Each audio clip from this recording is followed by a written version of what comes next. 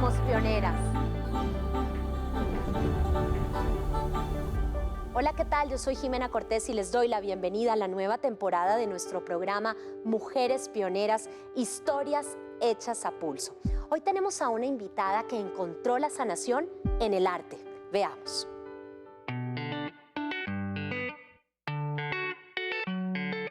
Nació con alma de líder, talento musical y corazón sensible.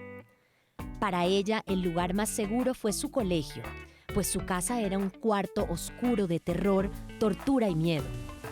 Logró saltar altos muros, potentes creencias y pensamientos extremos para convertirse en una mujer autónoma con grandes objetivos y responsabilidad afectiva.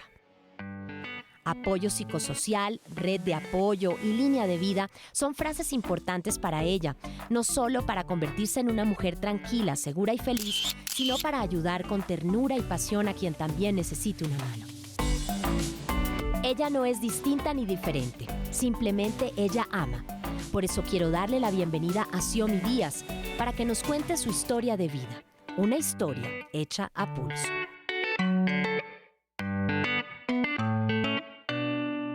Y aquí está con nosotros Xiomi Díaz, bienvenida, yo te aplaudo ya de una vez. Gracias por acompañarnos. Estás en tu casa, por favor, gracias. Siéntate.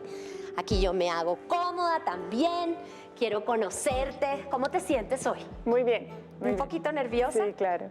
¿Cómo se siente haber encontrado en la música puntualmente una medicina casi que viene como del cielo?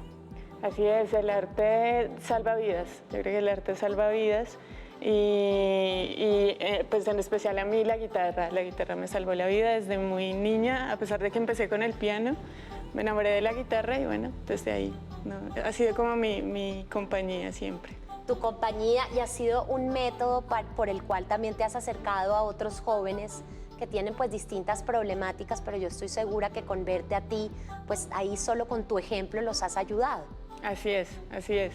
Actualmente soy líder en el Ministerio de Alabanza de la Iglesia. Tenemos un trabajo social muy bonito, entonces también con la guitarra he podido llegar a zonas rojas, de pronto donde hay niños sin recursos, a lugares de extrema pobreza. Y con guitarra y voz se puede animar y alegrar los corazones y también acercar a las personas a un mundo espiritual, que también siento que somos, así como tenemos que alimentar lo físico, lo psicológico, lo espiritual también es clave. Yo quiero conocer esa historia de Xiomi. Cuéntame tú tienes un hermano, una hermana. Un hermano mayor y una hermana menor. ¿Y cómo era tu núcleo familiar? ¿Cómo eran tus años de infancia? Listo, pues mi mamá ya tenía a mi hermano, sigo yo, mi papá, un hombre con problemas de alcoholismo. Mi mamá, desde que yo era muy pequeña, tal vez 1 o 2 años, huye, se aleja de él para poner a salvo su vida y la de sus hijos. Con el tiempo conoce a otra persona, se casa, él viene a ser mi padrastro. ¿Tú cuántos años tenías? 5 o 6 años. Y este hombre empieza a usarme, a tener tocamientos, situaciones abusivas sexualmente. Y empieza a chantajearme y a decirme que no diga nada. Si yo, que esto duró muchos años, digamos, me negaba o me defendía o me encerraba en el cuarto para que no pasara nada, él se desquitaba con mi familia. Era un día que fijo golpeaba a mi mamá, dejaba de aportar en casa y me decía, ves lo que tú estás causando. Entonces era llevar la responsabilidad de una casa siendo una niña que no podía defenderse y fue bastante oscuro por muchos años. Para que de pronto otros papás que lo están viendo, ¿cómo fue tu cambio de niña cuando esta situación se empezó a presentar? ¿Te volviste de pronto más retraída? ¿Qué había en tu cabecita en esa edad para tener ese temor para contarle a tu mamá? Descríbenos un poquito más. Sí, definitivamente mucha timidez y una niña muy retraída. Empecé a orinarme, empecé a mojar la cama. De hecho, yo alcancé a contarle a mi mamá y ella confronta a este señor, pero él niega todo. Y ella, pues sin tener muchas herramientas en ese momento, lo único que hace es como, nunca voy a dejar así a mí sola, y le pone también la tarea a mi hermano sin decirle por qué de que nunca me dejé sola, pero pues era muy difícil. Tener una persona de autoridad que podía enviarlo a la tienda y dejarme ahí sola en casa, pues fue bien difícil. ¿Por cuántos años transcurrió esta situación? Hasta mis 14 años. ¿Qué pasó a tus 14 años puntual? Creo que ya empiezas a adquirir herramientas en el colegio, la publicidad de pronto, los comerciales, y tú dices, esa es mi historia, ese es mi caso, y tal vez hoy tengamos más fuerza y más herramientas para denunciar. Así lo hicimos. Fuimos con mi mamá, le cuento a mi mamá, se le destroza el corazón de pensar que esto era ya un tema que no... Sí, o sea, ella juraba que desde el día que yo le dije y que lo confrontó y que con eso había sido suficiente, se le rompe su corazón y vamos juntas a la comisaría a poner la denuncia. Para ese momento ya con él había tenido una hija y mi hermanita tenía como 4 añitos. Gracias a Dios, en lo que sí logramos avanzar en esa denuncia es que él salga de la casa, esa medida de alejamiento. Él sale a la casa, se busca que mi hermanita, pues igual era su papá, podía seguirlo viendo, pero nunca sola. Entonces creo que logramos también salvar un poco a mi hermana. ¿Cómo se recupera uno de un suceso tan fuerte, Xiomí? Es bien complejo porque cuando sufres de abuso hay 2 temas muy, o sea, que quedan ahí, que calan en el corazón, y son la vergüenza y la culpabilidad. Tú crees que fue tu culpa y te sientes como sucia, avergonzada. Entonces lo primero que tuve que trabajar por mucho tiempo en mi proceso de terapia, fue terapia psicológica, fue trabajar esto, la culpa y la vergüenza, entender que era una niña de 5 años que no tenía cómo defenderse. Por tanto, la responsabilidad y la culpa es del abusador y no es tuya. Entender que mi mamá también era víctima allí, ¿no? Entonces poder también pasar por ese proceso de perdón. Y luego empiezas a hacer un proceso de perdón y ya, ese fue como mi proceso. Y el día que este señor murió hace como 2 años y creo que también fue un momento de verdad, para decir, listo, tema cerrado.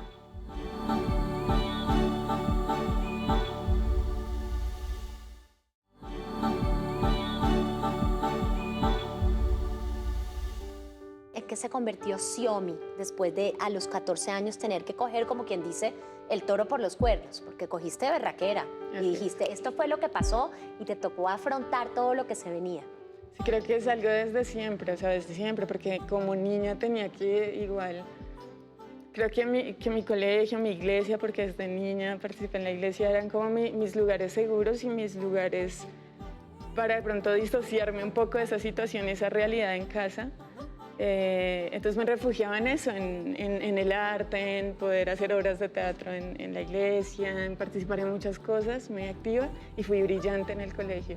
¿En qué momento, en ese lapso entre los 14 y los 19, que me llama la atención que me dices que a los 19 ya decides por tus mismos medios entrar a terapia y buscar esa ayuda formal? Es bien curioso porque a mis 19 años lo que pasa es que me empieza a gustar una mujer. Y para una mujer cristiana, 19 años en la iglesia, escuchando además que esto es el peor de los pecados, porque la Biblia dice que todos los pecados son iguales, pero la iglesia sí tiende a jerarquizar que ay no, una mentira es chiquitica, pero esto es más grande, y siempre escuché cosas terribles del homosexual se va a ir al infierno y demás. Esto me generó mucha confusión. Y bueno, yo le comento esto a mi mamá, lo comento en la iglesia. Yo para ese momento era líder de jóvenes y tocaba la guitarra en el ministerio de alabanza. ¿En otra iglesia? En otra iglesia, la iglesia en la que nací. Y bueno, ahí me dicen, ya no puedes ser más líder de jóvenes, ya no puedes tocar la guitarra hasta que... La música que había sido como tu salvación hasta ese momento. Ajá, ese lugar en el que pertenecía, en el que también había sido mi resguardo muchos días de la semana para no estar en casa con mi depredador. Me quitan todo y me dicen, el día que ya tú digas no siento nada por ninguna mujer, soy normal, estás curada, ese día puedes volver a tener, eso es volver a pertenecer y volver a estar ahí adelante. Y yo le comento eso a mi mamá se ríe de hecho cuando yo le cuento que me gusta otra mujer, porque yo además para ese momento era una mujer supremamente homofóbica, también había generado mucha homofobia. Sí. Quizás por muchas cosas. Uno, el discurso de la iglesia de que esto es lo peor te genera también que tú repitas ese discurso homofóbico como de esto es lo peor. Dos, creo que también existe como algo y es que como ves que otro es libre de hacerlo, seguramente tú ya sientes ese deseo y como otro sí es libre de hacerlo, odias que esa persona sí lo puede hacer y tú no. Entonces, bueno, era una mujer supremamente homofóbica, entonces a mi mamá no le cuadraba porque ya sabía exactamente el nivel de homofobia que yo tenía, hacía chistes, comentarios, mi mamá tenía muchos amigos gays, yo no los quería, entonces ella no lo podía creer y pensé que era una etapa, ella lo que me dice, no, estás confundida, debe ser una etapa, yo tenía novio, llevaba 5 años con mi novio, desde los 15 hasta los 19, 4 años con mi novio, entonces ella dice, no, esto debe ser una etapa. Y hablando con uno de sus tantos amigos, de la población LGTBI, él le dice, yo soy cristiano y yo estoy yendo a un lugar que promete curar la homosexualidad y pues podría ir tu hija, podría ir. Entonces yo llego allí, es un lugar, esto de hecho pues ya está penalizado como un delito en muchos países. Las famosas terapias de conversión. Las famosas terapias de conversión. Y bueno, llego a este lugar que usan como pseudopsicología, Biblia, discursos totalmente homofóbicos y torturadores. Bueno, llego a este lugar que promete que voy a dejar de ser homosexual. Y allí hay una chica que todo el tiempo habla de que su psicólogo le aconsejó esto, aquello, y me llamó mucho la atención. Digamos que nunca me había acercado a esa parte de la psicología. Y entonces yo digo, bueno, de pronto lo que yo necesito para complementar mi proceso y dejar de ser gay pronto, dejar estas emociones, sentimientos, pensamientos, es un psicólogo. Y voy allí, pero en búsqueda de eso, de dejar de ser gay. Sí. Y no, este hombre, pues en su diagnóstico, al contarle mi historia de vida y todo lo que me dice, no, al dejar de ser gay, yo pues tú lo que necesitas trabajar realmente es ese tema del abuso, sanar ese tema del abuso. Sigues en esa terapia. ¿Y qué empieza a ocurrir también en ti? O sea, ¿sigues de pronto por ese sentimiento, por esa otra mujer? ¿Seguía ese sentimiento? ¿Cómo progresó? Pues con esta chica nunca iba a pasar nada porque ya tenía novia. Fue bastante raro eso, que me gustara, que yo empezara a compartir tiempo con ella. Trabajábamos juntas, viajábamos mucho. Yo le terminé a mi novio porque era como, siento que lo estoy traicionando, pensando en ella todo el tiempo y demás, y también muy confundida, ¿no? Yo necesitaba estar sola para llevar mi proceso. Terminé esta relación, además una relación en la que yo pensaba, las expectativas ya estaban, era de que me iba a casar, porque la iglesia también un poco te presiona que se tienen que casar pronto, que no sé qué. Bueno, terminó esta relación, me involucro en mi primera relación lésbica realmente viene a ser con una mujer del grupo de terapias de conversión, una mujer que ya estaba a punto de ser líder, y bueno, nos terminamos involucrando. Perdóname ahí, ¿cuánto tiempo llevabas en esta terapia y cómo era más o menos? ¿Cómo era? Básicamente llegas, se llama Romano 6 esta organización. Romano 6. Sí, aún existe. Por ese versículo. Sí, un versículo que habla ahí como sobre el pecado. Y bueno, ellos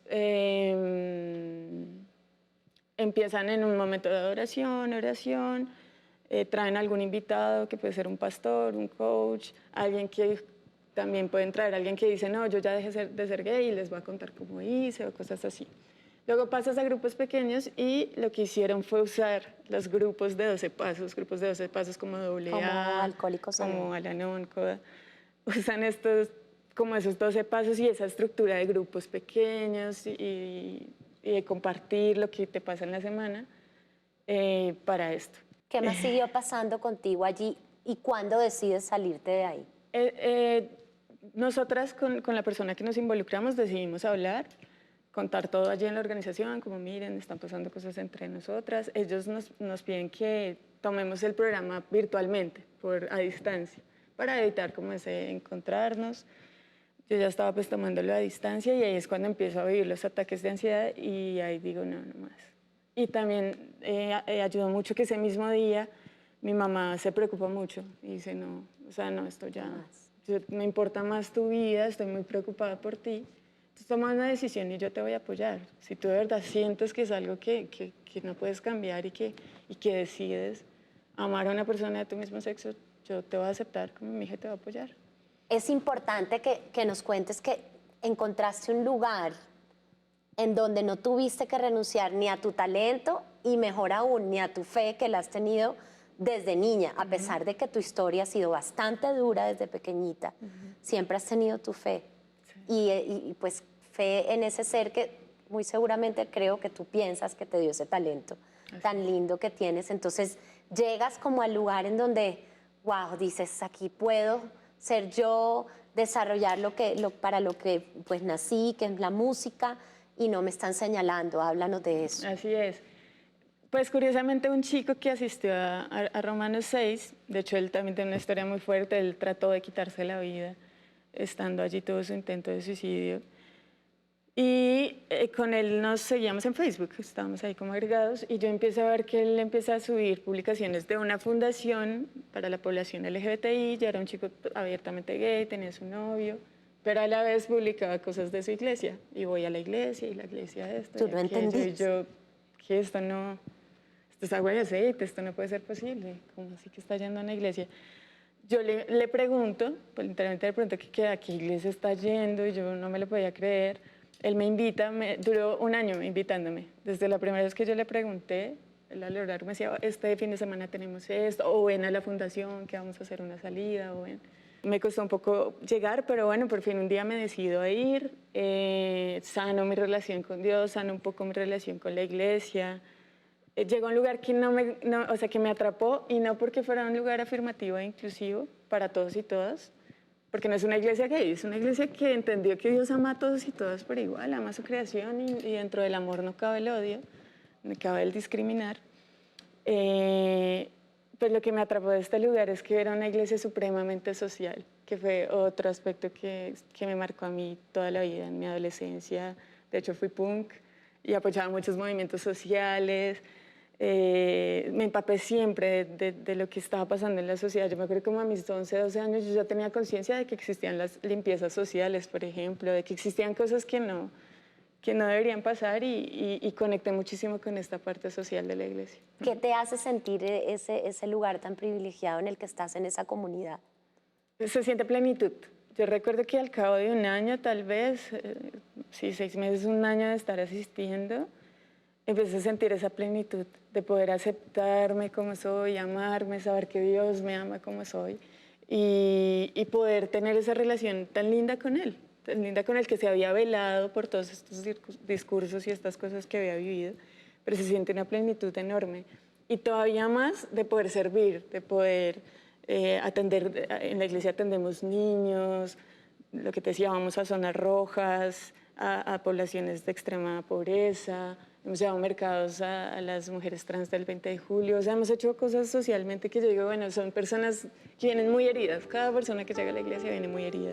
Quiero que le hables a los jóvenes que están viendo el programa, que se identifican como homosexuales, pero que sienten que Dios se ha olvidado de ellos y que no los quiere mirar de pronto por su género, por su condición. Quiero que les hables tú, ¿qué les dirías si te ponen así un grupo enfrente y están muy tristes y muy agobiados? ¿Cuál sería tu palabra para ellos? Bueno, mi mensaje es que Dios es amor. La Biblia nos dice que Dios es amor, y dentro del amor no cabe el odio. Dios no puede odiar a nadie. Dentro del amor no cabe la discriminación, ni cabe que una mamá, a un padre, a una madre se le pida que rechace a su hijo porque ame a otra persona, o porque tenga una identidad diversa. Dios te ama, te acepta tal y como eres. Dios no se equivocó, te creó tal y como eres y no se equivocó. Te hizo perfecto, te hizo perfecta. Y lucha por defender quién eres, por seguir adelante en lo que tengas que hacer para ser tú, para aceptarte, para amar libremente, con autocuidado, cuidando al otro, a la otra. Y ya verás cómo Dios hará puentes para mostrarte su amor y cómo te apoya en ese camino, que sé que es bien difícil. Y pues ojalá que en ese camino encuentres manos, una mamá que te acepte, un familiar, un amigo que te pueda llevar apoyar y escuchar y tener esa red de apoyo.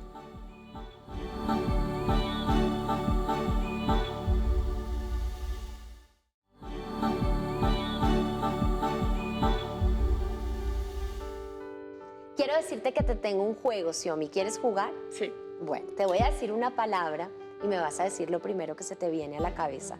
Con esa palabra, rápido. Lista. ¿Estás lista? Lista. Bueno, amor, Sanar. respeto, Todos y todas deberíamos tenerlo. propósito, Hay que luchar siempre por ese propósito, al final lo encontramos. perdón, Fundamental perdonarnos y perdonar a los otros. y fe. Dios. Qué linda, eres un ser humano lindo.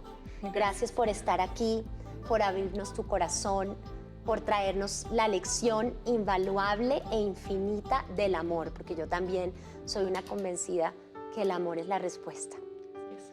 Gracias por acompañarnos. Muchas gracias. Bueno, y con el mismo cariño me despido también de nuestros televidentes de Canal Institucional que nos ven cada viernes a las 8 de la noche. Un saludo para todos los que también están presentes a través de las redes sociales de RTVC y por supuesto a los que nos escuchan en nuestra versión podcast por la página de Radio Nacional de Colombia. Y si tú estás viendo el programa y sientes que tu historia es sorprendente y que nos puede inspirar y quieres estar aquí, escríbenos. El correo es mujerespioneras@rtvc.gov.co. Yo soy Jimena Cortés. Recuerden que tenemos una cita la próxima semana con otra gran pionera. Hasta pronto.